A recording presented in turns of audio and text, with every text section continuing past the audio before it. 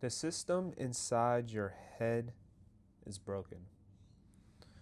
Not broken in an obvious way, not loud, not chaotic, broken in a silent way. It still functions, it still thinks, it still plans. It just no longer works for you. Your brain is not a moral system. It is intelligent in the way you think. It does not care about your meanings. It does not care about your fulfillment. It does not care about who you could become. Your brain is a prediction engine. It watches what you repeat and assumes that is who you are. Okay, and once it predicts who you are, it builds a system to keep you there. The system is what you call your personality. Here's the part that should bother you for the most part. Most of your thoughts are not decisions, they are reactions generated automatically by a system trained through years of repetition. You think, I don't feel like it, but that feeling is not the truth. It is conditioning. Your brain learned that effort leads to discomfort, and discomfort must be avoided. So it interferes, not aggressively, strategically. It does not tell you to quit, it delays you. Later, tomorrow, after this, when things calm down. These are the things that we tell ourselves. Delay feels harmless, but delay is how control is enforced. Neuroscience, as they say, calls this avoidance reinforcement. Every time you could avoid discomfort, your brain releases relief. Relief is not a happiness, but it is a removal of pressure. And pressure is what changes you. So when pressure disappears, the system marks the behavior as correct. This is how your brain learns that weakness is safety.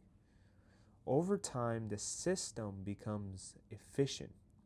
It no longer waits for resistance, it anticipates it.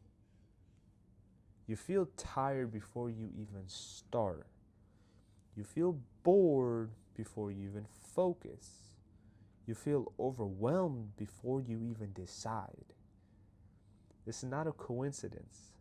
This is prediction. A system that has learned you usually quit. So it prepares the excuse in advance. This is why most people feel stuck, even when nothing is stopping them. They are not trapped by circumstances, yet they are trapped by an internal system designed to keep them predictable. And predictability is control. Here is something most people never realize. Every promise you break rewrites your internal thoughts. Your brain keeps score, not emotionally, but biologically. When you say you will do something and you do not, the system downgrades your authority. It learns the world is flexible, your standards are negotiable, and decisions are optional. This is how confidence collapses. Not in one moment, but throughout hundreds of quiet betrayals. Eventually, your brain stops taking you seriously.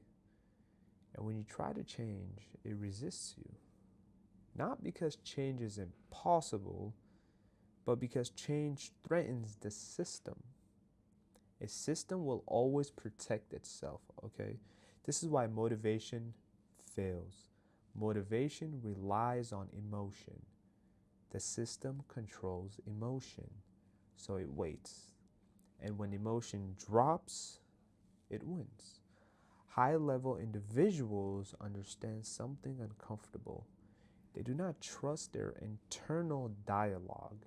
They treat thoughts as data, not instructions. They understand that the voice in their head is not a leader, it is a program. And programs can be written, but only through behavior, not affirmations, not visualizations, just pure actions. Specifically, action taken without permission from emotion. This is where control shifts. When you decide before you feel, when you act despite resistance, when discomfort no longer changes behavior, neuroscience calls this top-down regulation. You are strengthening the part of the brain that overrides impulse. The system starts losing authority. At first, it fights harder.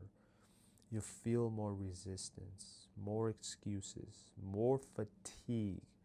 This is not failure. This is the system panicking because it senses a loss of control. If you persist, something strange happens. The resistance fades, not because things get easier, but because the system updates. It learns discomfort does not equal danger, but effort does not equal death, and discipline does not equal threat. And once that happens, you change. Not emotionally, but structurally. You stop needing motivation, you stop needing to negotiate, and you stop asking yourself how you feel all the time. You just execute, and that's it. This is not self-improvement, this is self-command, and here is the final truth. If you do not decide your life, your brain will decide it for you.